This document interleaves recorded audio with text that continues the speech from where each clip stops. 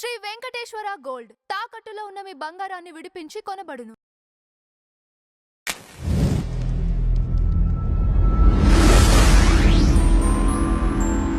నమస్కారం శ్యాంప్రసాద్ గారు. నమస్తే అండి. లోకేష్ బాబు గారు సీఎం అంటూ, చంద్రబాబు నాయుడు గారు ఉప ప్రధాని అంటూ రకరకాల వీడియోస్ సర్క్యులేట్ చేస్తూ ఉన్నారు, పోస్టులు. అసలు మీరేమంటారు దీనిపైన? ఈ గాసిప్స్ రాజకీయ వర్గాల్లో నడుస్తూనే ఉంటాయండి. ఎందుకంటే ప్రభుత్వం చాలా మంచిగా నడుస్తుంది. మంచి ప్రభుత్వం అని పేరు తెచ్చుకుంది 20 నెలల్లోనే.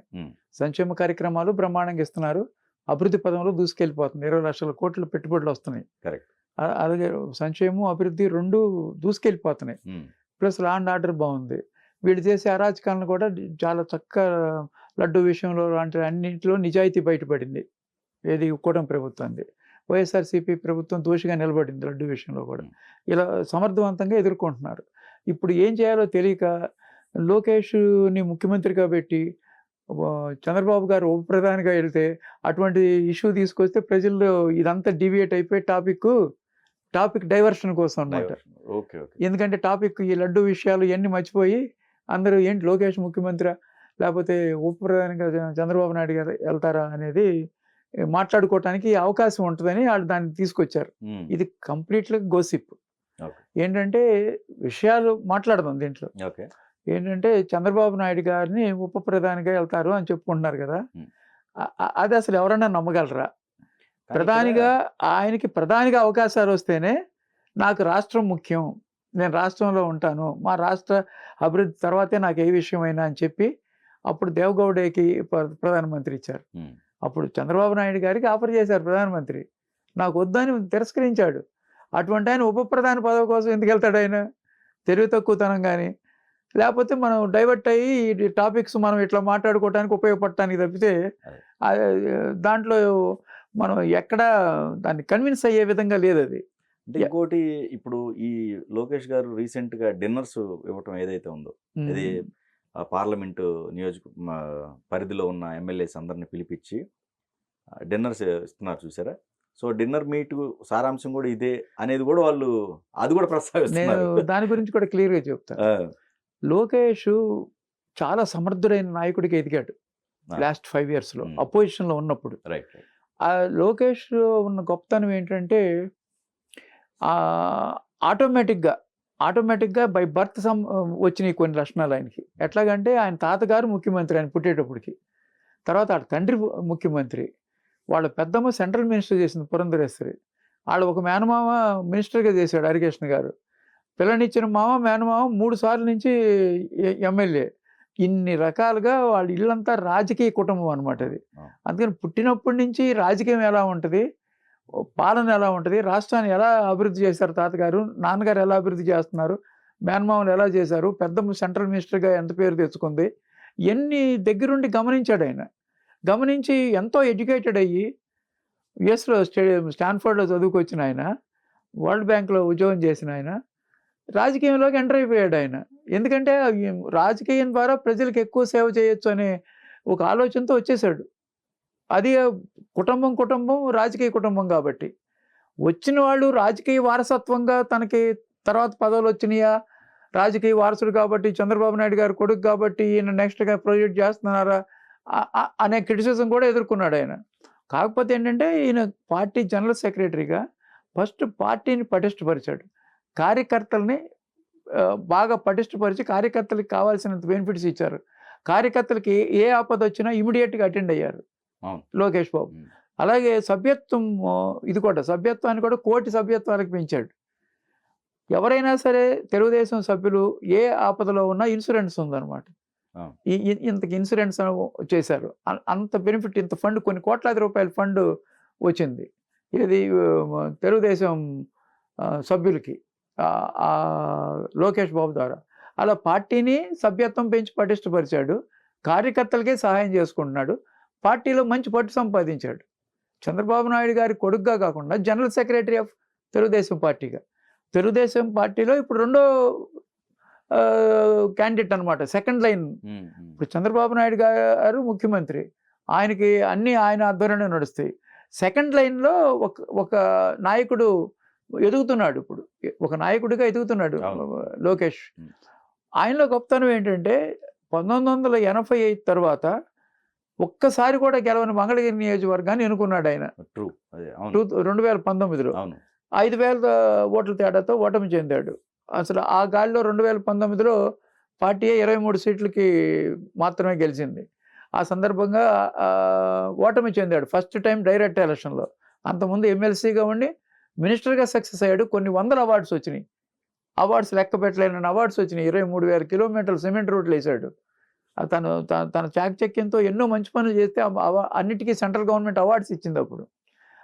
అప్పుడే నాయకుడిగా ఎదగడం ప్రారంభించినప్పుడు అతను బాడీ షేమింగ్ చేశారు, అతని లాంగ్వేజ్ని షేమ్ చేసి ఇచ్చేశారు, ఎగతాళి చేశారు, హేళన చేశారు, రకరకాల ఒత్తిడికి గురయ్యారు, రకరకాల కేసులు పెట్టారు లోకేష్ బాబు మీద.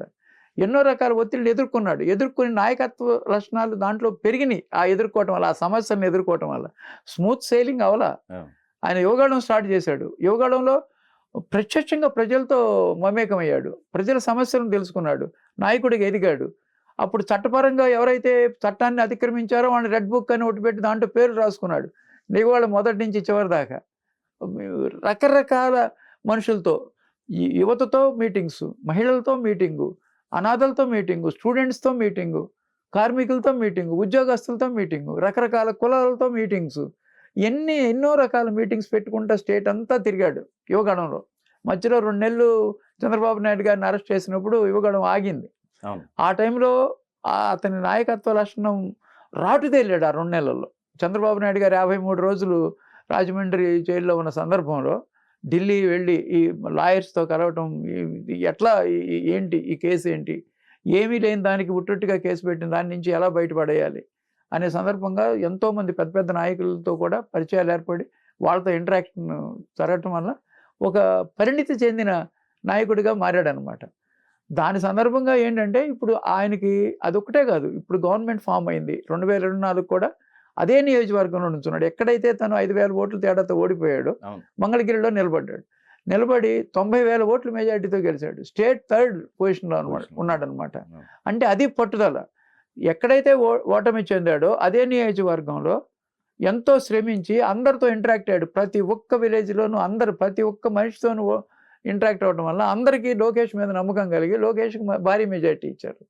ఇచ్చిన తర్వాత ఆయన ఇచ్చిన మాట నిలబెట్టుకుంటున్నాడు. ఇప్పుడు మంగళగిరి నియోజకవర్గం అద్భుతంగా తయారవుతుంది. ఒక మోడల్ నియోజకవర్గంగా తయారు చేస్తున్నారు. ఏ చిన్న సమస్య కూడా లేకుండా చేస్తున్నాడు. ఏ సమస్య, ఇళ్ల పట్టాల దగ్గర నుంచి ఎంతో మందికి ఇళ్ల పట్టాలు బట్టలు పెట్టి మరీ ఇచ్చాడు రాగానే. అందరూ ఎంతో సంతోషంగా ఉన్నారు. లేటెస్ట్గా ఇప్పుడు కృష్ణలో రిటైనింగ్ వాల్ కూడా కట్టబోతున్నారు. దానికి కూడా టెండర్స్ వేస్తున్నారు. అది ఒకటే కాదు, ఎన్నో చెప్పుకుంటే ఎన్నో మోడల్ స్కూల్, ఇంటర్నేషనల్ స్కూల్ చేస్తున్నాడు. గవర్నమెంట్ స్కూల్ చాలా అదిరిపోయే స్కూల్ తయారు చేస్తున్నాడు. ఈ మధ్య అలాంటిది బెంగళూరులోనే ఎక్కడ ఒకటి కేరళలోనే చూసాం. అన్ని స్కూల్స్ అంటే జిల్లాకు ఒకటో లేకపోతే జిల్లాకు 2 అలాంటి స్కూల్స్ పెట్టాలని ఆయన ఉద్దేశం అనమాట. అలా సక్సెస్ అయ్యాడు ఈ 20 నెలల్లో. ఆయన ఏం చెప్పాడు ఎలక్షన్స్లో, 20 లక్షల ఉద్యోగ కల్పన నా ధ్యేయం అంట మొత్తం పాదయాత్రలో చెప్పుకుంటూ వచ్చాడు అనమాట. 20 లక్షల ఉద్యోగాలు రావాలంటే ఈ విధ్వంసమైన రాష్ట్రంలో సాధ్యమైన పనేనా అనేది కూడా అనుకోలే.